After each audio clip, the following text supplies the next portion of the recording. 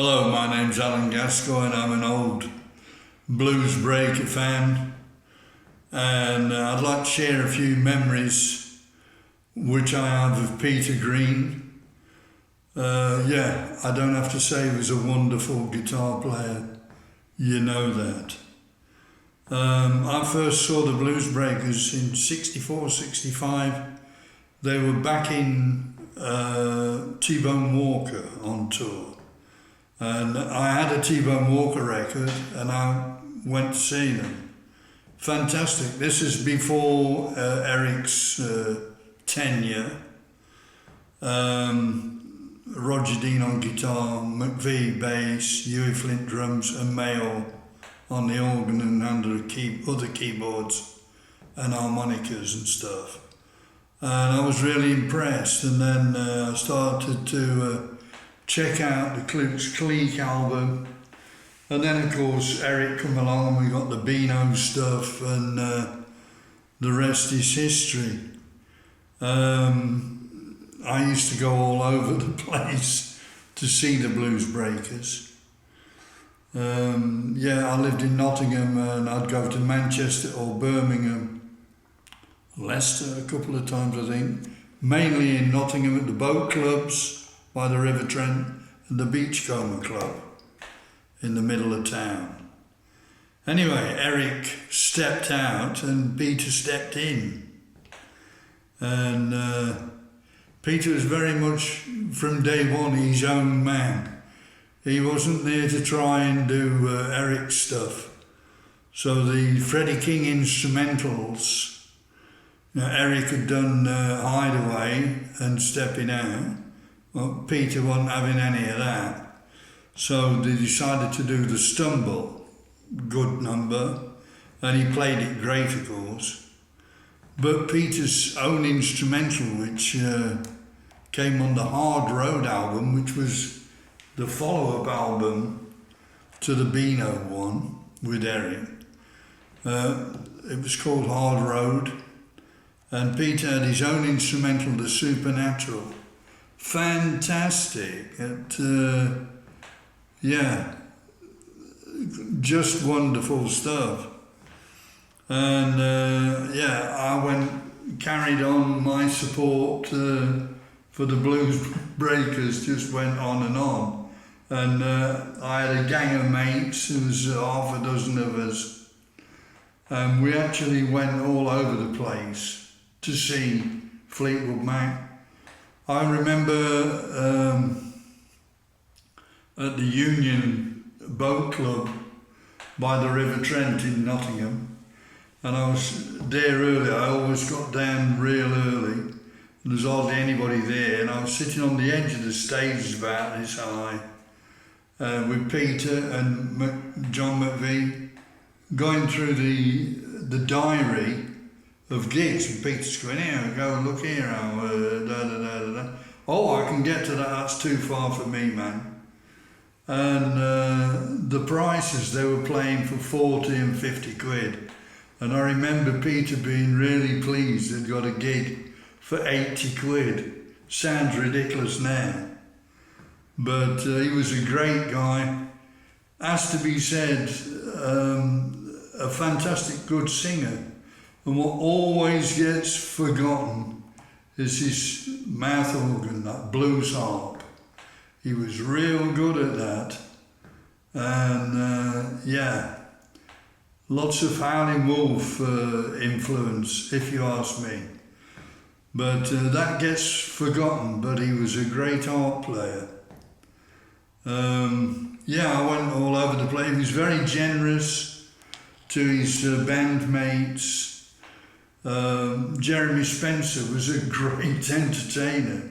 You know, how many slow blues can you listen to? And then Jeremy stepped in with his Elmore James stuff, fantastic. And then he started doing impersonations of Alexis Corner, British blues legend. And Alexis was a posh guy, and Jeremy wasn't. So Jeremy used to take the piss out of him, great. I'm feeling so terribly, terribly blue. All this, it was hilarious, all the band doubled up, including Greenie. And he was a generous guy, and then he got young Danny Kerwin in, and he gave him all the room he could wish for, and a lot of good advice and teaching what he should and what he shouldn't do. And he was just a very generous and good person. Peter Green, here's to you, mate. There was a B.B. King. Obviously Peter was a great B.B. King fan, as most guitar players are, including me. And there was this tune, Blind Love, and it was one of these things.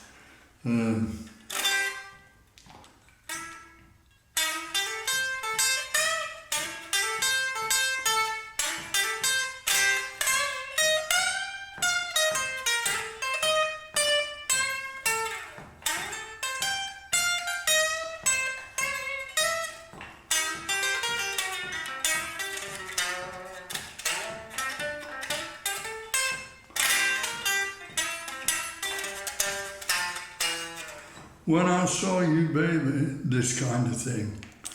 And I was real big on this number, Blind Love.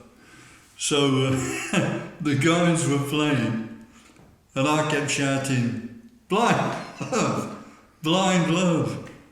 And the end of the set, that came off, I says to Pete, hey Pete, what happened to Blind Love then? He said, oh, was that you? I says, yeah. He said, fuck, I should have known. And then he was laughing. But yeah, just great memories. The last time I saw Peter was at the Bath Blues Festival, 1969. Zeppelin. 10 years after, met old Nottingham pal, Mr. Alvin Lee. Mail, of course, Medicine line up for an album, Turning Point, no drums. Who was playing guitar? John Renbourn on acoustic guitar, real good. A young lad, Steve Thompson, playing bass, and Mail on the podium, on the stage, playing and singing the numbers and shouting chords out to ex-roadie Steve Thompson, who didn't have much on bass at all, but he did his best. And Mail was playing away, C, F, whatever. Amazing. And we were there, me and the gang, and we were knocking around with Fleetwood Mac. We met up, hey lads, all right, and just walking around, and that was it. And then it all went ape shit. Never saw him again. And that's not exactly true. I was living in London in the early 70s, and Fleetwood Mac were playing with some American guy, Bob somebody, I can't remember his name.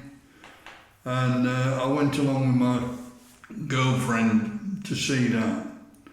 And at the end of the show, it was amazing. McVie had quite a few pints by the look of him, and he's on the stage wrapping up his own guitar cables. I'm like, oi Johnny! And he looked down and saw me, and I was round the back with the band having a pint. Great memories, and I've not seen them since. They're all big time in America. And my salary didn't stretch that far.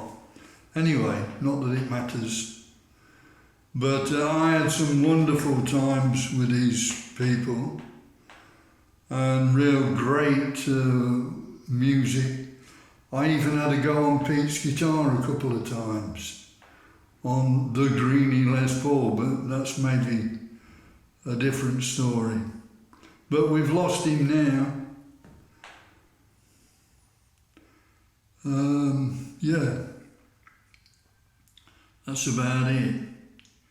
So, I don't know where he's gone. I'm 71, so I don't know where Pete is now, but one of these days I'll be coming along.